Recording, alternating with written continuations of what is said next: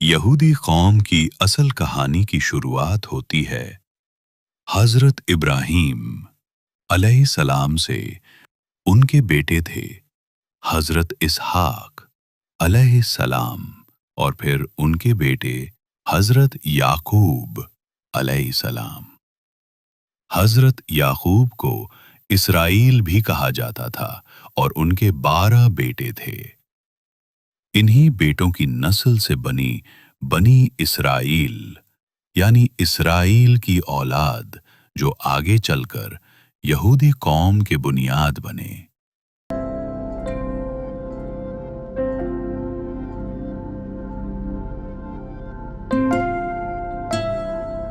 حضرت یوسف علیہ السلام حضرت یعقوب علیہ السلام کے بے حد پیارے اور لاڈلے بیٹے تھے۔ ان کے بھائیوں نے ان سے جل کر ان کے ساتھ ناانصافی کی، انہیں وراثت کا حقدار مان کر دشمنی کر بیٹھے۔ ایک دن انہوں نے یوسف علیہ السلام کو دھوکے سے لے جا کر کنویں میں پھینک دیا۔ پھر کچھ مسافروں نے انہیں وہاں سے نکالا اور بازار میں بیچ دیا۔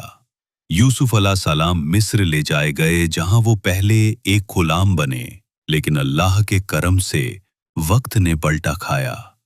اپنی عقل مندی اور خوابوں کی تعبیر دینے کی صلاحیت سے وہ مصر کے بادشاہ کے سب سے قریبی بن گئے۔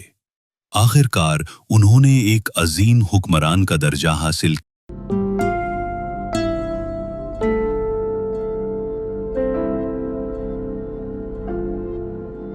جب حضرت یوسف علیہ السلام مصر میں ایک اونچے عہدے پر پہنچے تو انہوں نے اپنے والد حضرت یعقوب علیہ السلام اور تمام بھائیوں کو مصر بلا لیا۔ یہی تھا بنی اسرائیل کا پہلا ہجرت، یعنی پہلی بار ایک پوری قوم اپنے ملک سے نکل کر دوسرے ملک میں بسی۔ مصر میں انہیں عزت اور راحت ملی اور وہ وہیں صدیوں تک رہے، مگر وقت بدلا۔ ایک نیا فرعون تخت پر آیا جس نے یوسف علیہ السلام اور ان کے احسانات کو بھلا دیا۔ اب بنی اسرائیل پر سختیاں شروع ہوئیں اور دھیرے دھیرے انہیں غلامی کی زنجیروں میں جکڑ دیا گیا۔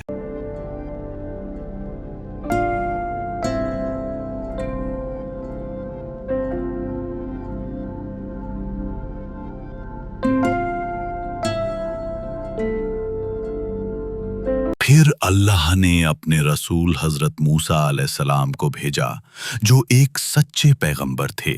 انہوں نے فرعون کے سامنے کھڑے ہو کر بے جھجک حق کی بات کی اور اسے اللہ کی طاقت کا پیغام سنایا، مگر فرعون نے تکبر کیا، انکار کیا اور بنی اسرائیل کو آزاد کرنے سے صاف منع کر دیا۔ پھر اللہ کی طرف سے آئیں نشانیاں، عذاب پر عذاب۔ آخر کار حضرت موسیٰ علیہ السلام وسلم بنی اسرائیل کو لے کر مصر سے نکل گئے۔ رات کے اندھیرے میں ایک پوری قوم نے اپنا گھر بار چھوڑا اور چل پڑی آزادی کی طرف۔ یہی تھا ایکسڈس، بنی اسرائیل کی غلامی سے آزادی کا وہ لمحہ جس نے ان کی تقدیر بدل دی۔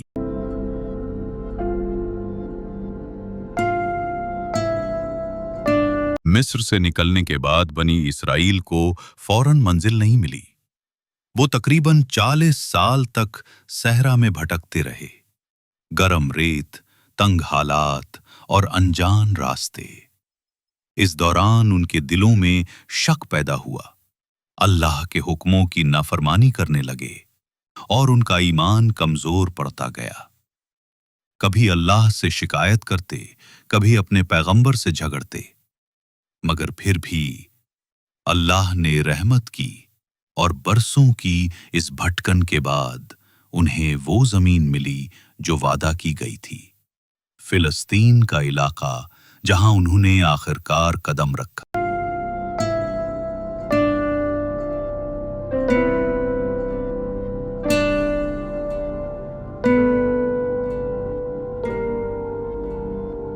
وقت گزرا اور بنی اسرائیل کو ایک ایسا حکمران ملا جو بہادر بھی تھا اور اللہ کا نبی بھی، حضرت داؤد علیہ السلام۔ انہوں نے ایک مضبوط، دولت مند اور انصاف پسند سلطنت قائم کی۔ ان کے راز میں بنی اسرائیل کو عزت، امن اور طاقت ملی۔ ان کے بعد آئے حضرت سلیمان علیہ السلام، حکمت، علم اور طاقت میں اپنی مثال آپ۔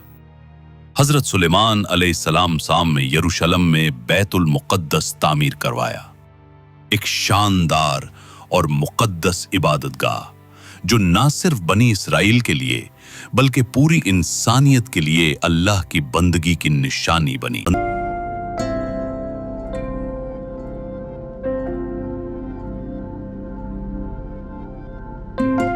حضرت سلیمان علیہ السلام کے انتقال کے بعد بنی اسرائیل کی سلطنت میں اتحاد باقی نہ رہا، وہ دو حصوں میں تقسیم ہو گئی، ایک بنا اسرائیل اور دوسرا یہودا۔ یہ تفریق دھیرے دھیرے کمزوری میں بدل گئی۔ پھر وقت آیا جب مشرق سے آئی ایک طاقتور سلطنت بابلون نے حملہ کیا۔ بابلون نے یہودی ریاست کو تباہ کر دیا، بیت المقدس کو جلا ڈالا اور بنی اسرائیل کو گرفتار کر کے غلامی میں لے گیا۔ اس طرح وہ پاک زمین جو ایک وقت اللہ کے نبیوں کی راہ گزر تھی، ویران اور اجڑی ہوئی نظر آنے لگی۔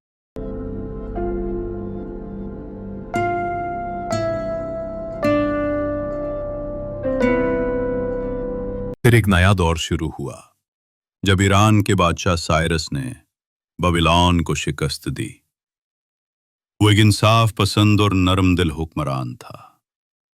اس نے یہودیوں کو اجازت دی کہ وہ اپنے وطن لوٹ جائیں اور دوبارہ اپنی عبادت گاہ بیت المقدس کی تعمیر کریں۔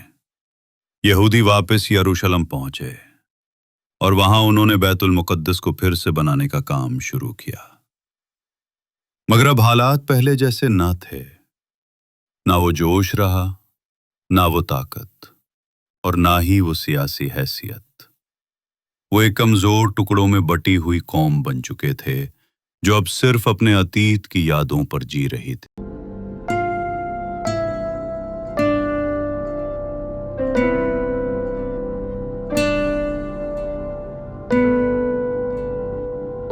وقت کے ساتھ یہودیوں کی سرزمین پر ایک اور طاقتور سلطنت کا قبضہ ہو گیا، رومن سامراجیہ۔ رومنوں نے یہودیوں پر سخت حکومت قائم کی اور ان کی مذہبی و سیاسی آزادی کو ختم کر دیا۔ پابندیاں لگائی گئیں، عبادت گاہوں پر نگرانی رکھی گئی اور ہر آواز حق کو دبانے کی کوشش کی گئی۔ یہودیوں نے اس ظلم کے خلاف بغاوت کی، وہ پھر سے آزادی چاہتے تھے، مگر 70 عیسوی میں رومنوں نے انتہا کر دی۔ انہوں نے یروشلم پر حملہ کیا اور بیت المقدس کو دوسری بار تباہ کر ڈالا۔ عبادت گاہ جلا دی گئی، شہر کھنڈر بن گیا اور یہودی ایک بار پھر در بدر ہو گئے۔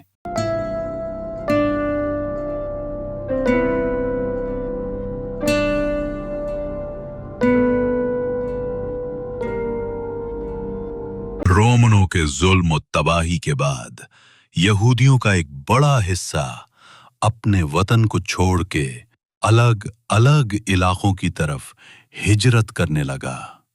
انہی میں سے کچھ یہودی قبیلے حجاز یعنی آج کے سعودی عرب میں آ بسے۔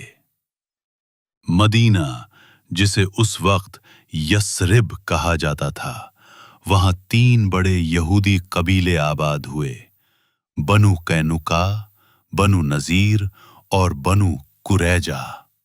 یہ لوگ تجارت میں ماہر تھے، زمینوں کے مالک تھے اور علم و کتابت میں بھی آگے تھے۔ مدینہ کی معاشرت میں ان کی ایک الگ ہی حیثیت تھی، لوگ انہیں سمجھدار، تجربہ کار اور اثردار سمجھتے تھے۔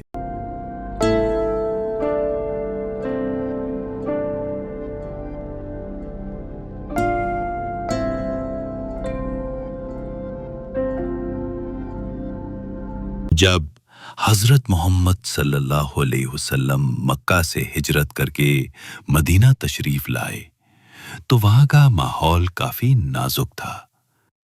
मुख्तलिफ कबीलों में लड़ाई झगड़े आम थे और हर कोई तन्हा था। रसूलुल्लाह सल्लल्लाहु अलैहि वसल्लम ने आते ही एक बड़ा और इनकलाबी कदम उठाया। मदीना की तमाम कौमों को साथ बैठाकर मीसाके मदीना यानी मदीना चार्टर तैयार किया। इस समझौते का मकसद था अमन, इंसाफ और तमाम मजहबों की बराबरी।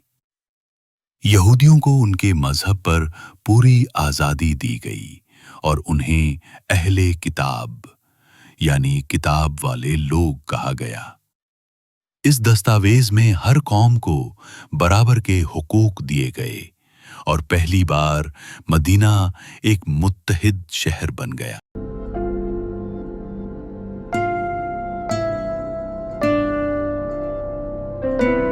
शुरुआत में मदीना का माहौल पुरसुकून था, लेकिन वक्त के साथ कुछ यहूदी कबीलों के दिलों में रश्क और नफरत ने जगह बना ली। उन्होंने मुसलमानों के मुखालिफ मक्का वालों से गुपचुप ताल्लुकात कायम कर लिए और रसूलुल्लाह से किए गए मुआहिदों की खिलाफ वर्जी की। इन साजिशों ने मदीना की अमन पसंद फजा को खराब किया और फिर जब खुलकर जंगों में दखल अंदाजी हुई तो कुछ यहूदी कबीलों को मदीना से निकलना पड़ा। लेकिन यही तस्वीर का एक रुख था। दूसरी तरफ कुछ यहूदी ऐसे भी थे जिन्होंने हक को पहचान लिया। उनमें सबसे बड़ा नाम था अब्दुल्लाह इब्न सलाम रज़ियल्लाहु अन्हु, जो एक बड़े यहूदी आलिम थे। उन्होंने कुरान सुनते ही दिल से गवाही दी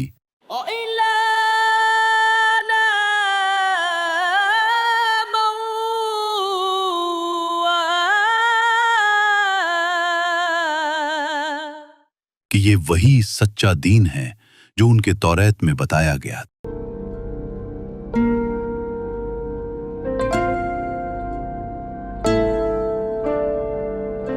बनु नजीर कबीले के सरदार की बेटी सफिया रज़ियल्लाहु अन्हा, जो यहूदी नस्ल से थीं, उनका रिश्ता एक नई मोड़ पर आया जब हजरत मोहम्मद उनसे निकाह फरमाया।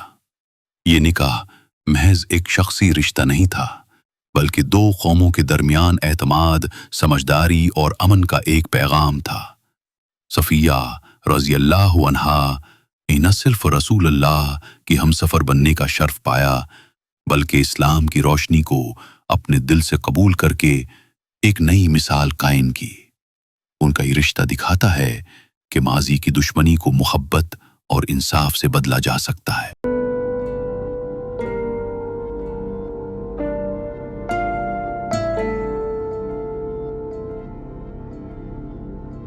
डायस्पोरा के बाद यहूदी यूरोप, ईरान, अरब और अफ्रीका के मुख्तलिफ इलाकों में जा बसे।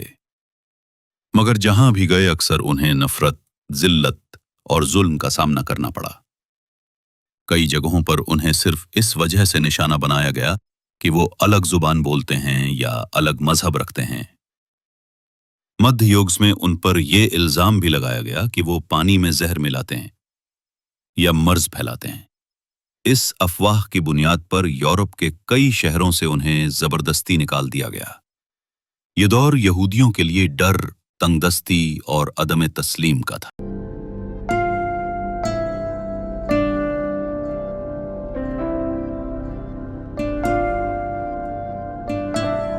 स्पेन में एक दौर ऐसा भी आया जब यहूदियों ने खूब तरक्की की। तिजारत, इल्म और फनून में उनका बड़ा हिस्सा था। मगर 1492 में हालात अचानक बदल गए। कैथोलिक हुकूमत ने एक सख्त फरमान जारी किया, या तो ईसाई मजहब कबूल करो या मुल्क छोड़ दो। जिन्होंने इनकार किया उन्हें जिंदा जला दिया गया, यातनाएं दी गईं और गिरफ्तार करके सजाएं दी गईं। इस खौफनाक मुहिम को स्पेनिश इंक्विजिशन कहा जाता है, जहां मजहब के नाम पर इंसानियत को रौंद दिया गया। वक्त के साथ यहूदी कौम दो बड़े हिस्सों में तकसीम हो गई। पहला ग्रुप था अश्केनाजी, जो यूरोप के ठंडे इलाकों में खासकर रूस और जर्मनी में आबाद हुए। दूसरा ग्रुप था सेफार्डिक, जो स्पेन, नॉर्थ अफ्रीका और मिडल ईस्ट के गर्म इलाकों में रहे। इन दोनों में ज़बान, तहजीब, पहनावा और मजहबी रिवायात में वक्त के साथ गहरा फर्क आ गया। अश्कनाजी यहूदी यिडिश ज़बान बोलते थे, जबकि सफार्डिक लोग लडीनो या अरबिक में बात करते। मगर दोनों ही अपने मजहब यहूदियत से जुड़े रहे, भले ही उनकी दुनिया अलग अलग होती चली गई।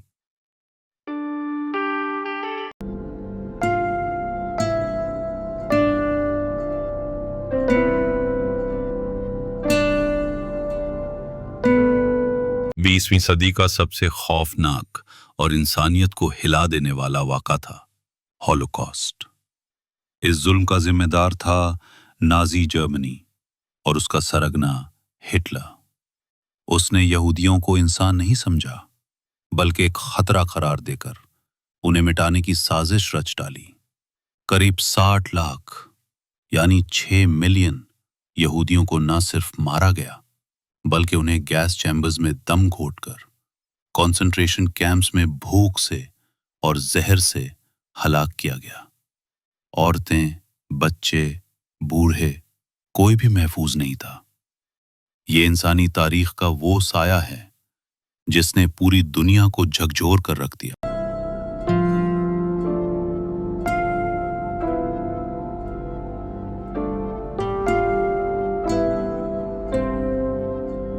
दूसरी आलमी जंग के बाद यहूदियों को एक नए मुल्क की तलाश थी, एक ऐसी जगह जिसे वो अपना असली वतन कह सकें। नजरें गई फिलिस्तीन की सरजमीन की तरफ, जिस पर वो सदियों पहले से दावा करते आ रहे थे। अंतर्राष्ट्रीय साजिशें, सहानुभूति और सियासी दबाव के जरिए 1948 में वहां एक नया मुल्क बना दिया गया, इसराइल। नाम, ये ऐलान फिलिस्तीनी अरबों के लिए सदमे से कम न था। उन्होंने इसे ना तो तस्लीम किया और ना ही बर्दाश्त। यहीं से शुरू हुआ एक लंबा, खूनी और ना खत्म होने वाला तनाज़ा, जिसे आज हम अरब इजराइल कॉन्फ्लिक्ट के नाम से जानते हैं।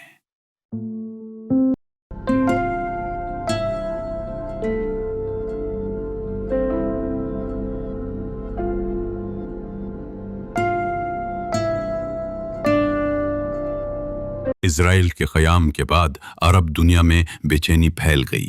1914, 1967 और 1973, ये 3 साल अरब और इजराइल के दरमियान खौफनाक जंगों की गवाही बने। 1977 की जंग, जिसे 6 डे वॉर कहा जाता है, उसमें इजराइल ने न सिर्फ फिलिस्तीन का बड़ा हिस्सा ले लिया, बल्कि बैतुल मुक़द्दस का भी एक अहम हिस्सा कब्जे में कर लिया। इस हार के बाद फिलिस्तीनी अवाम के लिए हालात और भी बदतर हो गए। गजा और वेस्ट बैंक में रोजमर्रा की जिंदगी एक अजाब बन गई। रोक टोक, चेक पोस्ट्स, पाबंदियां और मजहबी तानाशाही ने सब कुछ घेर लिया। उधर यहूदी हुकूमत ने इन इलाकों में इल्लीगल सेटलमेंट्स बसाना शुरू कर दिया, यानी वो जमीनें जहां अरब रहते थे वहां यहूदी आबाद किए जाने लगे। इससे न सिर्फ तनाज़ा और बढ़ा, बल्कि मजीद जंग और नफरत को जन्म मिला।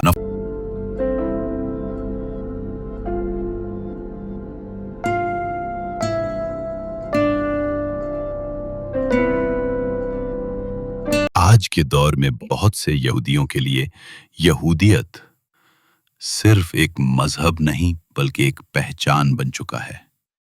कुछ यहूदी बेहद दीनी होते हैं, मस्जिदों की तरह अपनी सिनगॉग्स में इबादत करते हैं, जबकि बहुत से सेक्युलर यहूदी ऐसे भी हैं जो रिवायती तौर तरीकों को नहीं मानते, बल्कि सिर्फ तहजीब और नस्ल की बुनियाद पर अपने आप को यहूदी कहते हैं। इसराइल की सियासत को लेकर भी यहूदियों के अंदर इख्तिलाफ पाया जाता है। कुछ लोग उसकी हर पॉलिसी का दिफा करते हैं, जबकि कई यहूदी खुलकर उस पर तनकीद करते हैं, खासकर फिलिस्तीनियों के साथ होने वाले सुलूक पर। हकीकत यह है कि यहूदी कौम भी कोई एक जैसा ब्लॉक नहीं, बल्कि उसमें भी मुख्तलिफ ख्यालात, सोचें और जिंदगियों के रंग पाए जाते हैं। आज यहूदी सिर्फ एक मजहबी कौम नहीं, बल्कि दुनिया के मुख्तलिफ मैदानों में एक पावरफुल पहचान बन चुके हैं। इसराइल में वो सिर्फ हुकूमत ही नहीं चलाते, बल्कि दुनिया की सबसे खतरनाक और तेज तरार एजेंसियों जैसे मोसाद का हिस्सा हैं। डिफेंस टेक्नोलॉजी, साइबर वॉरफेयर और एग्रीकल्चर इनोवेशन में इसराइल आज पूरी दुनिया में लीडर बन चुका है। अमेरिका में यहूदियों का असर और भी गहरा है। हॉलीवुड, मीडिया, फाइनेंस, कानून और सियासत, हर बड़े सेक्टर में उनकी मौजूदगी महसूस की जा सकती है। हार्वर्ड, येल और स्टैनफोर्ड जैसी दुनिया की टॉप यूनिवर्सिटीज में कई अहम प्रोफेसर्स और स्कॉलर्स यहूदी हैं। मजहब और तहजीब के लिहाज से भी एक नई जगहदारी देखने को मिल रही है। तेल अवीव, न्यूयॉर्क और लंदन जैसे शहरों में यहूदी फेस्टिवल्स, सिनगॉग्स और तहजीबी प्रोग्राम्स बड़े पैमाने पर मनाए जाते हैं। इकोनॉमी यानी माली ताकत की बात करें तो यहूदियों ने स्टार्टअप्स, हेज फंड्स और मल्टीनेशनल कंपनियों में अरबों डॉलर की दुनिया खड़ी की है। मार्क जुकरबर्ग, लैरी पेज और जॉर्ज सोरोस जैसे नाम इस असर का खुला सबूत हैं। सियासत के मैदान में कुछ यहूदी इस्राएली हुकूमत की कड़ी हिमायत करते हैं, जबकि कई लिबरल यहूदी इस्राएल की पॉलिसियों पर खुलकर तनकीद करते हैं, खासकर फिलिस्तीन के साथ होने वाले सुलूक पर। ग्लोबल डिप्लोमेसी यानी आलमी सियासत में भी यहूदी तंजीमें जैसे वर्ल्ड जूइश कांग्रेस और anti defamation league lobbying, human rights और एंटी हेट कैंपेन में भरपूर काम कर रही हैं।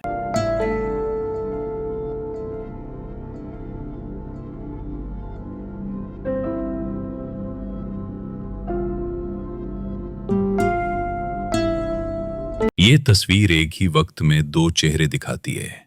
एक तरक्की याफ्ता, ताकतवर और असरदार कौम, और दूसरी तरफ एक ऐसी कौम जिसे तारीख ने बार बार सबक सिखाया, मगर जिसने हर दर्द, हर जख्म से कुछ न कुछ सीखा और खुद को दोबारा खड़ा किया।